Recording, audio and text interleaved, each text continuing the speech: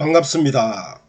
정치평론TV 이재영의 촌철살인입니다. 8.29 전당대회에서 더불어민주당 당대표를 선출합니다. 이낙연, 김부겸, 박주민 3명이 출마했습니다. 대부분의 당원은 이번 경선이 지방선거와 대통령 선거의 승리 전략 그리고 당의 비전 등을 두고 경쟁하기를 기대하고 있습니다. 그런데 경선이 이상한 방향으로 흘러가고 있습니다. 바로 김부겸 후보에 대한 비방으로 표를 얻으려는 현상입니다. 김부겸 후보를 비방하는 사람들의 주장을 요약하면 2019년 7월 출간된 친일 내용이 담긴 반일 종족주의의 대표 저자인 이영훈 전 서울대 교수가 김부겸 후보의 큰 처남이다. 따라서 김부겸 후보는 민주당 당대표 자격이 없다는 것입니다. 누가 이러한 비방을 하는 걸까요? 경쟁하는 두 후보 중 한 명 혹은 둘 다가 아닐까요? 이익을 얻으려는 목적 없이 비방이 있을 리가 없기 때문입니다. 두 후보자가 아니라면 두 후보자 중 한 명 혹은 둘 다의 지지자가 아닐까요? 역시 이익을 얻으려는 목적 없이 비방이 있을 리가 없기 때문입니다. 김부겸 후보를 두고 어떤 비방이 이루어지고 있는지 보겠습니다. 비방자들은 다음과 같이 주장합니다. 이영훈 전 서울대 교수는 뉴라이트 계열의 학자로 2019년 7월 반일 종족주의라는 책의 대표 저자이다.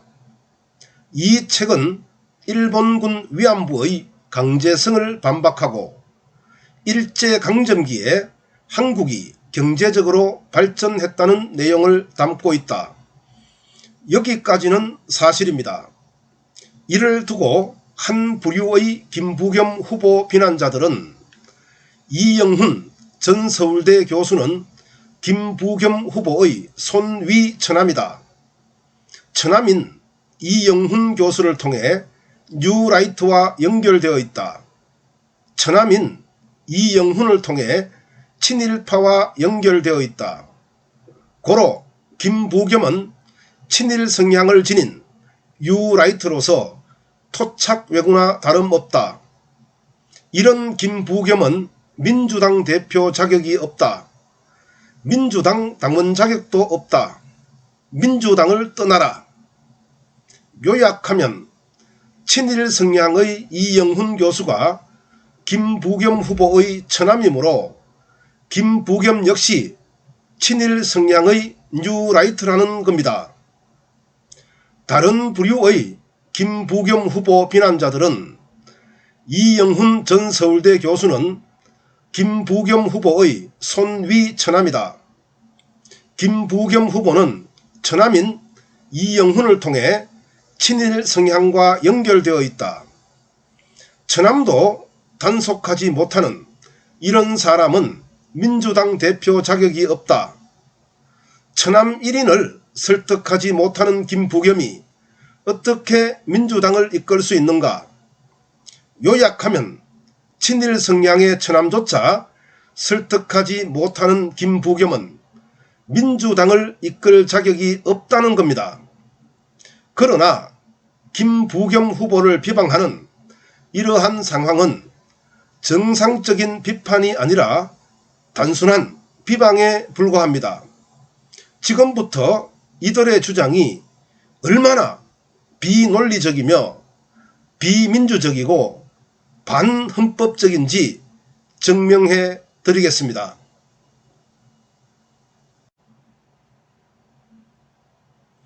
첫째, 김부겸 비난자들은 논리적 오류를 범하고 있습니다.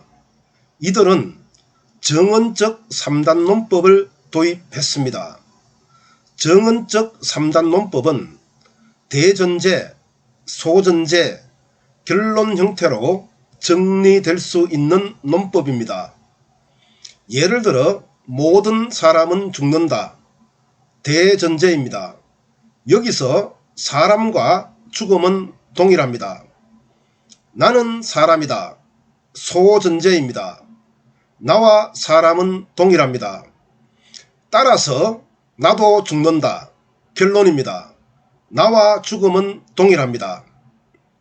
자, 김부겸 비난자들의 주장을 볼까요? 대전제, 천안매부지간은 역사 철학적 관점이 동일하다. 소전제, 친일 성향의 이영훈 교수는 김부겸 후보와 천안매부지간이다. 결론, 고로 김부겸 후보는 뉴라이트 계열로 친일 성향을 가지고 있다.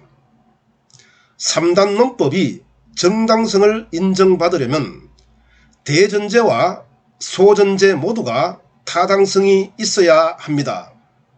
이들 중 대전제가 우선이죠. 대전제는 보편적 진리 혹은 확립된 법제를 말합니다. 그러나 김부겸 비난자들의 주장은 대전제부터 보편성이 없습니다. 천안매부 간의 역사 철학적 관점이 동일하다는 보편적 진리가 확립되어 있지 않으며 우리나라 헌법, 법률, 관습에도 이러한 조문은 없습니다. 따라서 김부겸 후보의 처남이 친일 성향의 이영훈 교수이므로 김부겸이 뉴라이트 계열의 친일 성향을 가지고 있다는 논리는 성립되지 않습니다. 우리는 3단 논법의 오류를 잘 살펴야 합니다. 언뜻 보면 논리적으로 보여도 비논리적인 경우가 많습니다. 김부겸 비난자처럼 대전제를 빼버리고 주장하는 경우가 대부분입니다.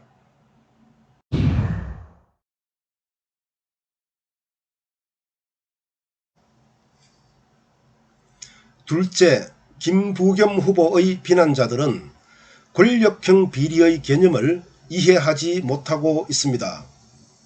정치인은 주변을 관리할 의무가 있습니다. 관리 범위는 정치인을 이용하여 이익을 취하지 못하게 하는 것이며 정치인을 이용하여 이익을 취하면 권력형 범죄가 됩니다. 이영훈 교수는 김부겸 후보가 관리해야 할 대상은 맞습니다. 김부겸 후보의 인척이기 때문이죠. 이영훈 교수가 김부겸 후보를 이용하여 어떤 이익을 취하려 한다면 김부겸 후보가 사전에 방지하거나 제지해야 합니다. 현재까지 이영훈 교수는 김부겸 후보를 이용해서 어떤 이익을 취한 적이 없습니다. 이영훈 교수가 가는 길은 민주당과 다른 역사 철학적 관점입니다. 일종의 사상인데요. 이는 헌법 제19조가 말하는 양심의 자유, 헌법 제22조가 말하는 학문과 예술의 자유입니다. 이 부분은 이영훈 개인이 헌법에 따라 누리는 권한입니다. 따라서 이영훈 교수가 김부겸 후보의 처남이라고 할지라도 이는 김부겸 후보가 이영훈 교수를 관리할 영역이 아닙니다. 셋째, 김부겸 후보 비난자들은 헌법적 가치를 무시하고 있습니다. 김부겸 후보 비난자들은 김부겸 후보의 처남인 이영훈 교수가 뉴라이트 계열로 친일의식을 가지고 있기 때문에 민주당 대표로 자격이 없다고 주장합니다. 이러한 주장은 연좌제입니다. 즉 범죄인과 친족 관계에 있는 자에게 연대 책임을 지우는 것입니다. 조선시대에 대명률에 근거해서 연좌형 형벌이 통용되었습니다. 1894년 형사책임 개별화 원칙이 선언되면서 연좌제는 폐지되었습니다. 1905년 공포된 형법대전에도 연좌제는 규정되지 않았습니다. 이후 법률에는 연좌제 조문은 없지만 연좌제는 통용되었습니다. 많은 국민이 피해를 보았습니다. 이에 1980년 헌법 제12조 3항에 연좌제 폐지 조항을 신설하게 되었고, 현재의 헌법에도 연좌제 금지가 규정되어 있습니다. 헌법 제13조 3항 모든 국민은 자기의 행위가 아닌 친족의 행위로 인해 불이익한 처우를 받지 아니한다. 따라서 김부겸 후보의 처남인 이영훈 교수가 친일의식을 가지고 있으므로 민주당 대표로서 자격이 없다는 주장은 연좌제를 금지한 헌법적 가치를 무시하는 주장입니다.